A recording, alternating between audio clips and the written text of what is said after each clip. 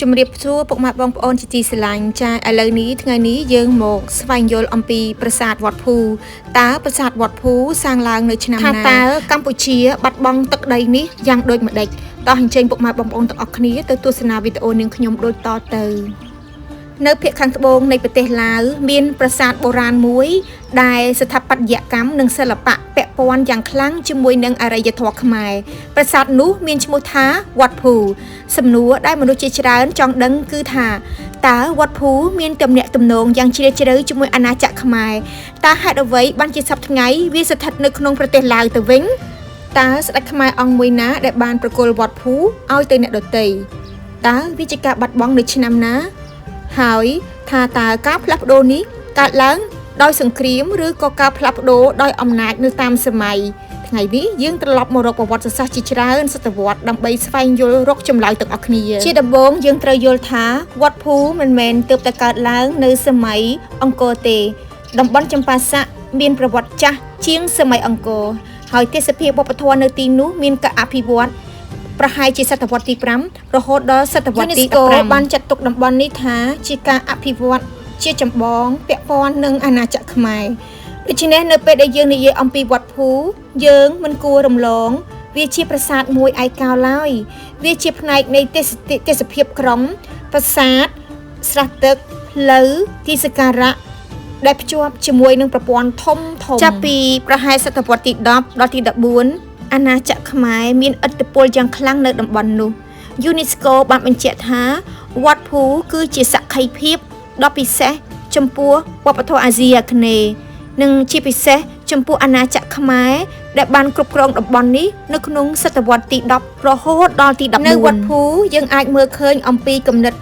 ស្ថាបត្យកម្មដែលភ្ជាប់ភ្នំប្រាសាទទឹកនិងទន្លេមេគង្គវាគឺជាទេសភាពសាសនានិងនយោបាយដែលបង្ហាញពីអរិយធម៌ដ៏រីកចម្រើនរបស់សម័យនោះប៉ុន្តែប្រវត្តិសាស្ត្រមិនឈប់នៅទីនោះទេក្នុងសតវត្សទី13អាណាចក្រខ្មែរចាប់ផ្ដើមមានការផ្លាស់ប្ដូរធំតាមឯកសារបេតិកភណ្ឌ UNESCO ការអភិវឌ្ឍសំខាន់ចុងក្រោយនៅតំបន់ចម្ប៉ាស័កក្នុងសម័យខ្មែរកើតឡើងក្នុងសតវត្សទី13បន្ទាប់ពីការបែកបាក់និងការថយចុះនៃអាណាចក្រខ្មែរអំណាចដែលធ្លាប់រក្សានិងអភិវឌ្ឍតំបន់ចម្ប៉ាស័កក៏ចាប់ផ្ដើមថយចុះហើយនេះគឺជាចំណុចមួយដែលយើងគួរយល់ឲ្យច្បាស់មិនមែនបានថាត្រូវស្ដេចខ្មែរអង្គមួយណាប្រគល់ទៅឲ្យប្រទេសឡាវសប្តាហ៍ថ្ងៃឡើយវាគឺជាដំណើរការផ្លាស់ប្ដូរអំណាចដែលកើតឡើងជាបន្តបន្ទាប់នៅសតវត្សទី14មានអំណាចថ្មីមួយបានកើតឡើងនៅក្នុងតំបន់មេគង្គនោះគឺនគរឡាងសាំងដែលត្រូវបានបង្កើតឡើងក្រោមការដឹកនាំរបស់ព្រះបាទហ្វាងាំ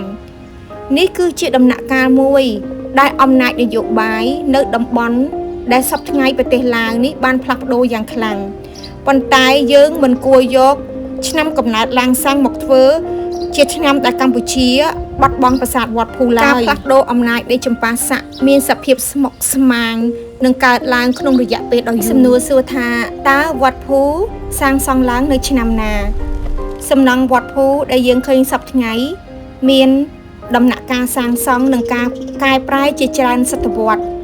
ប្រាសាទមេដែលសល់សប្តាហ៍ថ្ងៃនេះត្រូវបានចាត់ទុកមានរូបរាងសំខាន់នៅដើមសតវត្សទី12ក្នុងរជ្ជកាលរបស់ព្រះបាទសូរ្យាវរ្ម័នទី2ប្រហែលជាឆ្នាំ1113រហូតដល់1150ប៉ុន្តែទីតាំងសក្ការៈនិងសំណង់នៅទីនោះមានប្រវត្តិចាស់ជាងនឹងបើតាមសិលាចារឹកមួយនៅវត្តដែលចុះកាលបរិច្ឆេទនៅក្នុងឆ្នាំ1139នឹងបានរៀបរាប់យ៉ាងទូលំទូលាយអំពីព្រះបាទសូរ្យាវរ្ម័នទី2និងការបូជាដល់ទេវតាដែលមានទម្រង់មួយនៃព្រះសិវៈនេះគឺជាភស្តុតាងសំខាន់ថានៅក្នុងរជ្ជកាលរបស់ព្រះអង្គវត្តភូមានសកម្មភាពសាងសង់អភិវឌ្ឍសំខាន់តើព្រះមហាក្សត្រអង្គណាដែលសាងសង់មិនអាចនិយាយថាព្រះបាទសូរ្យាវរ្ម័នទី2ជាអ្នកសាងសង់វត្តភូទាំងមូលម្នាក់ឯងបានទេប្រវត្តិវត្តភូមានសទ្រព្យជាច្រើនចាមុនសម័យអង្គរតំបន់នេះជាទីសក្ការៈនិងជាទីតាំងនៃលំនៅឋានបុរាណរួចទៅហើយនៅសតវត្សទី10 មានផុសតាងអំពីទំនាក់ទំនងវត្តភូជាមួយនឹងអាណាចក្រខ្មែរនៅក្នុងរជ្ជកាលរបស់ព្រះបាទសូរ្យវរ្ម័នទី1សិលាចារឹក K362 បានរកឃើញនៅតំបន់នោះដែលមានទំនាក់ទំនងនៅក្នុងរជ្ជកាលរបស់ព្រះអង្គតំបន់នេះបន្តត្រូវបានអភិវឌ្ឍនិងមានសំណង់មុនប្រាសាទមេបច្ចុប្បន្ននៅដើមសតវត្សទី12វត្តភូមានការអភិវឌ្ឍធំនៅក្នុងសម័យរបស់ព្រះបាទសូរ្យវរ្ម័នទី2ហើយសិលាចារឹកឆ្នាំ1139គឺជាភស្តុតាងសំខាន់សតវត្សទី13តំបន់នេះបន្តមានជីវិតសាសនាត្រូវបានផ្លាស់ប្ដូរនៅក្នុងបរិបទព្រះពុទ្ធសាសនាថេរវាទនៅក្រោយពេលUNESCO ចាត់ទុកថាទេសភាពចម្ប៉ាសាក់ទាំងមូលនេះមានការអភិវឌ្ឍនៅសតវត្សទី5រហូតដល់ទី15វត្តភូជាប្រាសាទដែលសាងសង់នៅក្នុងឆ្នាំតែមួយឡើយចាអញ្ចឹងមានន័យថាប្រាសាទវត្តភូមិនមែនជាប្រាសាទដែលសាងសង់រួចនៅក្នុងឆ្នាំតែមួយទេទីតាំងនេះប្រវត្តិសាស្ត្រចាស់ជាង 1000 ឆ្នាំហើយត្រូវបានអភិវឌ្ឍជាបន្តបន្ទាប់ប្រាសាទមេដែលយើងឃើញសពថ្ងៃមានការអភិវឌ្ឍយ៉ាងសំខាន់នៅដើមសតវត្សទី12ក្នុងរជ្ជកាលរបស់ព្រះបាទសូរ្យវរ្ម័នទី2នៃអាណាចក្រខ្មែរសិលាចារឹក1139គឺជាភស្តុតាងសំខាន់មួយនៃសកម្មភាពសាសនានិងព្រះរាជកិច្ចនៅវត្តភូក្នុងរជ្ជកាលរបស់ព្រះអង្គដូច្នេះសរុបសេចក្តីទៅគឺប្រាសាទវត្តភូមានការចាប់ផ្ដើមការកសាងដោយព្រះបាទសូរ្យវរ្ម័នទី1និងស្ដេចបន្ទាប់គឺព្រះបាទសូរ្យវរ្ម័នទី2នៃអាណាចក្រអង្គរខ្មែររបស់យើងបន្ទាប់មកដល់ឆ្នាំ1713នៅពេលដែលឡានសាំងបែកបាក់តំបន់ភាគខាងត្បូងបានបង្កើតឡើងនគរចម្ប៉ាស័កដែលជានគរឡាវមួយនៅភាគខាងត្បូងព្រះអង្គណាកษัត្រិយត្រូវគេចាត់ទុកថាជាស្ដេចដំបូងនៃនគរចម្ប៉ាស័កនៅក្នុងឆ្នាំ1713គឺជាឆ្នាំកំណើតនៃនគរចម្ប៉ាស័ក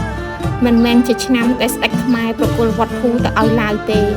វត្តភូស្ថិតក្នុងទេសភាពប្រវត្តិសាស្ត្រដែលបានឆ្លងកាត់ការផ្លាស់ប្ដូរអំណាចជាច្រើនដំណាក់កាលបន្ទាប់ពីនគរចម្ប៉ាស័កកើតឡើងវាមិនអាចរក្សាឯករាជ្យបានជារៀងរហូតទេនៅក្នុងឆ្នាំ1778ចម្ប៉ាស័កបានធ្លាក់ក្រោមឥទ្ធិពលនឹងការគ្រប់គ្រងជាប្រទេសចំណុះរបស់សៀមដូច្នេះក្នុងដំណាក់កាលនេះតំបន់វត្តភូនៅក្រោមពិភពនយោបាយរបស់ចម្ប៉ាស័កទេដែលខ្លួនឯងស្ថិតក្រោមឥទ្ធិពលសៀមនេះបង្ហាញថាប្រវត្តិសាស្ត្រតំបន់នេះមិនមែនកើតឡើងតែខ្មែរនិងឡាវពីភាគីប៉ុណ្ណោះទេគឺអំណាចសៀមនិងបន្ទាប់មកអំណាចបារាំងចូលមកពាក់ព័ន្ធផងដែរនៅចុងសតវត្សទី19ប្រវត្តិសាស្ត្របានចូលដល់ដំណាក់កាលមួយថ្មីទៀតបារាំងបានពង្រីកអំណាចនៅឥណ្ឌូចិនហើយនៅឆ្នាំ1893តំបន់ឡាវបានចូលជាអាណានិគមបារាំង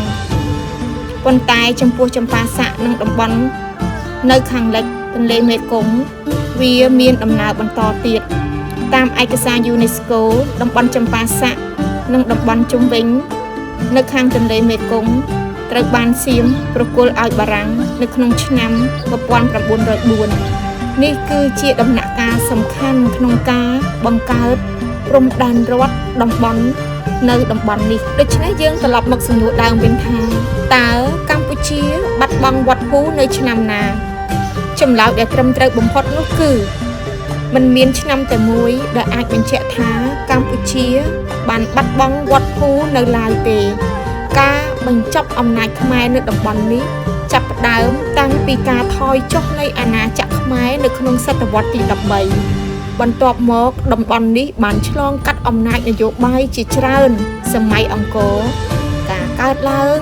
របស់ឡានសាំងនិងការបង្កើតនយោបាយចម្ប៉ាស័កនៅក្នុងឆ្នាំ1713និងការចូលក្រោមឥទ្ធិពលសៀមនៅក្នុងឆ្នាំ1778និងការកំណត់ព្រំដែនអាណានិគមបារាំងនៅក្នុងចុងសតវត្សទី19និងដើមសតវត្សទី20ភាពជំរងចម្រាស់ដ៏សែនពិបាកស្មុគស្មាញដែលធ្វើឲ្យកម្ពុជាយើងបានបាត់បង់ប្រាសាទវត្តភូព្រោះឆ្លងកាត់នៅដំណាក់កាលនយោបាយយ៉ាងពិបាកហើយនឹងស្មុគស្មាញតាំងពីមហានគររបស់យើងធ្លាក់ចុះនៅក្នុងចាប់ពីសតវត្សទី13ចុះមករហូតដល់បច្ចុប្បន្នបីសប្តាហ៍ថ្ងៃ វត្តភូស្ថិតនៅក្នុងប្រទេសឡាវក៏ដោយក៏ប្រវត្តិសាស្ត្ររបស់វាមិនអាចកាត់ផ្ដាច់ចេញពីអរិយធម៌ខ្មែរបានឡើយ UNESCO បានចុះបញ្ជីវត្តភូដោយបេតិកភណ្ឌពិភពលោកនៅក្នុងឆ្នាំ2001ហើយបានបញ្ជាក់ថា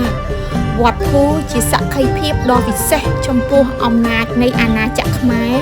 ដែលមានឥទ្ធិពលនៅតំបន់នោះនៅក្នុងសតវត្សទី10រហូតដល់ទី15វត្តភូជាបេតិកភណ្ឌមួយដែលមានឫសគល់និងមរតកសំខាន់ក្នុងអរិយធម៌ខ្មែរ